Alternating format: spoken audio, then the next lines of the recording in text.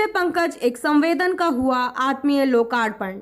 ई coffee table book की सबने की सराहना। प्यार सभी से करता चल, सबकी पीड़ा हरता चल।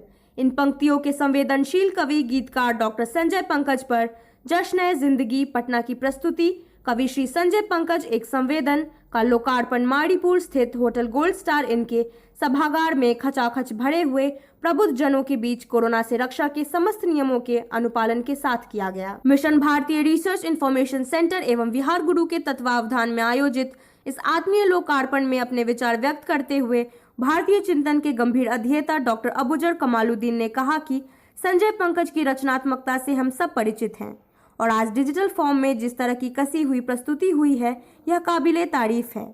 बिहार सरकार के पूर्व मंत्री सुरेश शर्मा ने कहा कि मुजफ्फरपुर बिहार की सांस्कृतिक राजधानी है और संजय पंकज ने अपने लेखन से मुजफ्फरपुर को गौरवान्वित किया है और यहाँ की परंपरा को दूर दूर तक फैला रहे हैं। इस कॉफी बुक के माध्यम से हम थोड़े में ही बहुत कुछ जान समझ लेते हैं। इससे पूर्व अतिथियों का स्वागत अविनाश तिरंगा और मुकेश त्रिपाठी ने किया। अपने स्वागत संबोधन में शनवर शेख उर्फ मुन्ना जी ने कहा कि हमने अत्याधुनिक तकनीकों से इस पूरे परिसर को सुरक्षित बनाया है और ऑटोमेटिक सैनिटाइजेशन की प्रक्रिया इसमें निरंतर चलती रहती है। अपनी इस परिकल्पना पर बोलते हुए इसके निर्माता युवा पत्रकार विवेक चंद्र ने कहा कि हम लोगों ने जश्न-ए-जिंदगी की सीरीज जिंदगी जिंदाबाद के लिए चयन करने में बहुत जद्दोजहद किया था और अंततः संजय पंकज जी के आवेदनों को देखते हुए इन्हीं पर इसे बनाने का फैसला लिया। इसमें बहुत सारी त्रुटियां होंगी जिसे हम अपने अगले सीरीज में दूर करेंगे। सतीश कुमार साथी के संचालन में सबसे पहले युवा लोक गायक प्रेम रंजन ने संजय पंकज के चर्चित गीत गांव बचाएं जलते हुए समय में साथी वट पीपल की छांव बचाएं सुनाकर एक सादगी का वातावरण निर्मित कर दिया।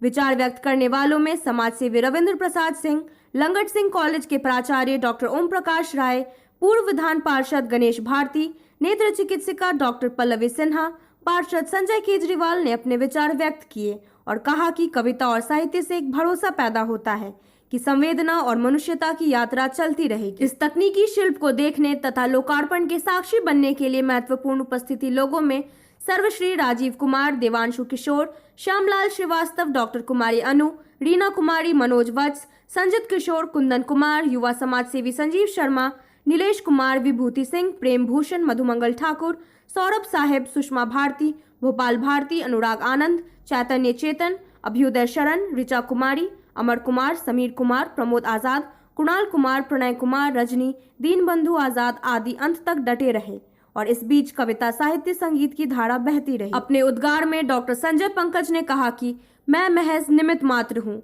और यह प्रेम, यह चर्चा और आपके उद्गार साहित्य, संवेदना, मूल्य और मनुष्यता के लिए हैं जिसे मैं शब्दों के माध्यम से बचाए रखना चाहता हूँ। साहित्य का सबसे बड़ा संबल प्रेम, सद्भाव और भाईचारा है और इसी में परंपरा, समकालीनता तथा भविष्य सन्निहित है। मनुष्य की सबसे बड़ी पूंजी है और यही साहित्य का सबसे बड़ा औजार भी है। समाज में जो लोग भी हैं सब में अपनी खूबियां होती हैं। हमें निर्माण के लिए उन्हीं खूबियों को देखने, जानने, समझने की ज़रूरत है।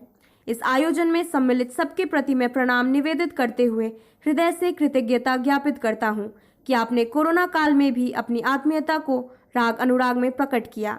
संकटों का दौर आता रहेगा और मनुष्य की जय यात्रा भी चलती रहेगी।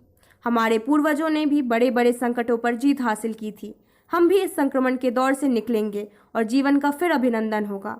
कविता और लय फिर से मन, प्राण, हृदय, आत्मा और चेतना को उद्वेलित करने के लिए आगे बढ़ती रहेगी। संचालन सतीश कुमार साथी ने और धन्यवाद ज्ञापन मुकेश त्रिपाठी ने किया और कहा कि आगे भी हम लोग साहित्य, समाज और संस्कृति की सेवा में लगे रहेंगे।